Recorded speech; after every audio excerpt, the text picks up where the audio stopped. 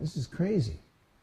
They have 150 cows, and they don't collect the cow dung and compost it and make fertilizer out of it so that their gardens are big and strong. They don't do any of that stuff. It's crazy.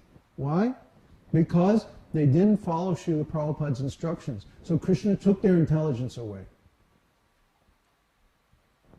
What the difference is between them and us is that we honor Srila Prabhupada's instructions. We're trying to follow them. Even though we have no qualification, we have no background or leadership qualities or ability or political knowledge or any of that stuff. We are simply following Srila Prabhupada's instruction. And look what's going on. Our community is successful. It's growing.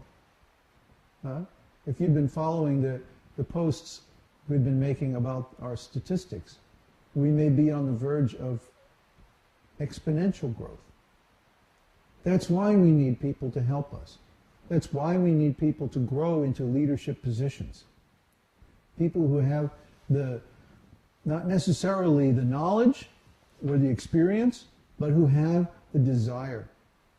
If you have the desire to help, if you're really sincere, and you're not a rascal, because we'll pick that up right away if you are. But if you're sincere and intelligent and you have the desire to help people, then get involved.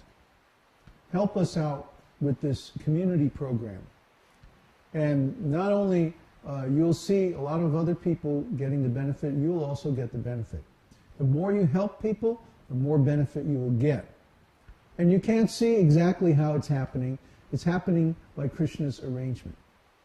How is it that as soon as Teo said, I want to help out, I want to join your community, Krishna took his job away. That is a typical move of Krishna. Once you get to know Krishna, you'll understand. Krishna, as soon as you become a little bit sincere, he'll take away your family, your job, all your nonsense. But if you engage all those things in his service, then you get to keep them. It's tricky. Krishna is very tricky. Try to understand how if you're mature enough and knowledgeable enough and determined enough to engage all your material attachments in his service, he'll let you keep them. Otherwise, to protect you, he will take them away so that you're forced to concentrate on his service.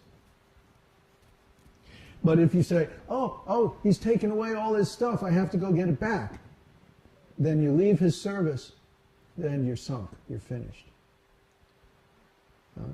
We've seen this so many times. If you let Krishna, he'll arrange everything so that you become a nice devotee. If you follow his program. If you resist, if you struggle, if you don't surrender, then you're lost. And we've seen this happen so many times. So follow the program. If Krishna takes your stuff away, then just chant. It means he's giving you more time to chant, more time to study. And if you do that, then you get so many benefits from it. He'll restore everything. And not only he'll restore it, but it'll be better than it was before. He'll do it in a way that you could never imagine. He'll do it in a way that's like effortless to you. You'll get everything back that he took away, but it'll be better and higher quality and more and so many things. Try to understand. I was making a lot of money as a consultant to different companies, chiefly for engineering documentation and stuff like that. And I left it all to go to Hawaii and chant. And now here we are, 7, 8 years later, right? And we're collecting more money than I was making by being in business. And now instead of just one, we're 5 in our little group. And I'm so much happier. I'm having so much more fun than I was by working for some impersonal, faceless rascal corporation, who's just cheating people by making money on these worthless products. And I'm actually able to serve Krishna full time, which I couldn't before because I was too busy working. So just see, Krishna will take one thing away or influence you to renounce it. And then later on he'll give it back, but much, much better quality, stronger, more pure, more wonderful in every way. That's Krishna. I've been working for Krishna now for more than 30 years. I know how he operates. I've seen it again and again and again. There's no doubt about that. He is definitely in control.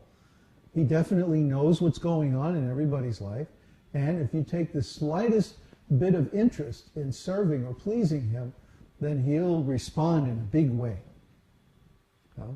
So if you understand this Krishna consciousness, you will cooperate with Krishna, and he will be able to help you in so many ways you can't even imagine.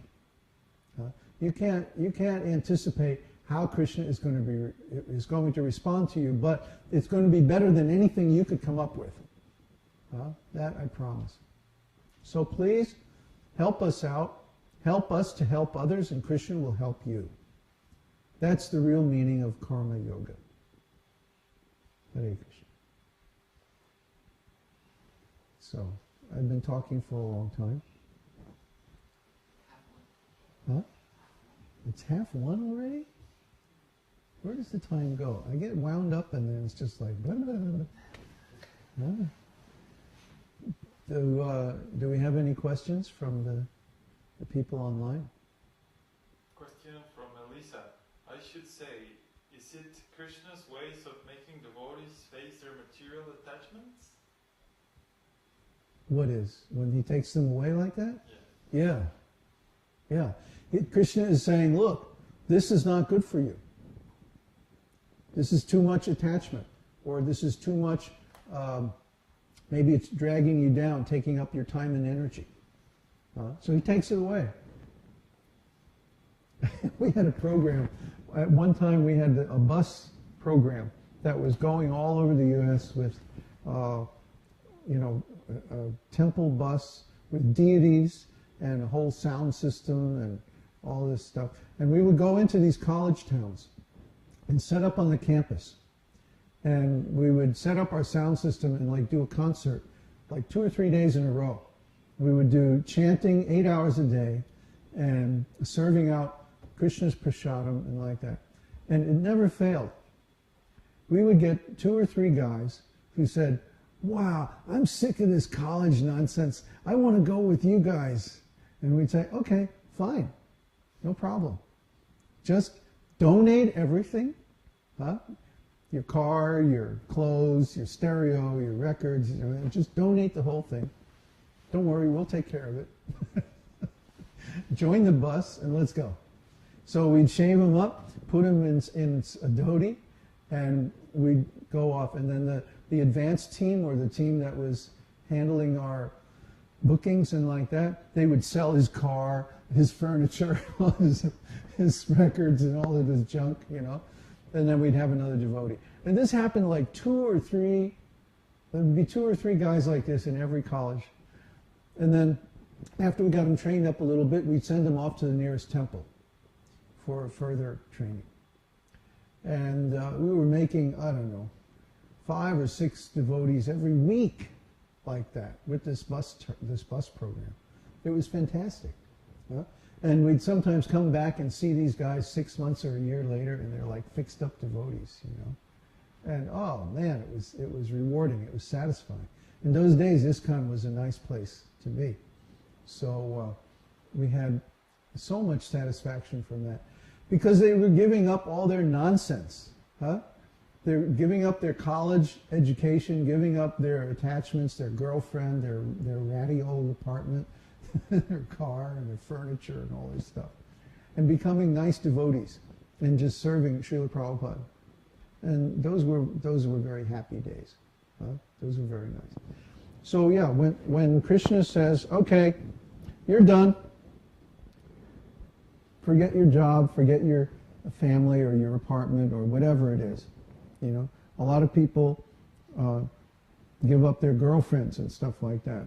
They're like Kanai here and Andre, when they came, their girlfriend and wife just kind of fell away naturally, because they could see this guy is actually a devotee, and they weren't interested in it, so they went away.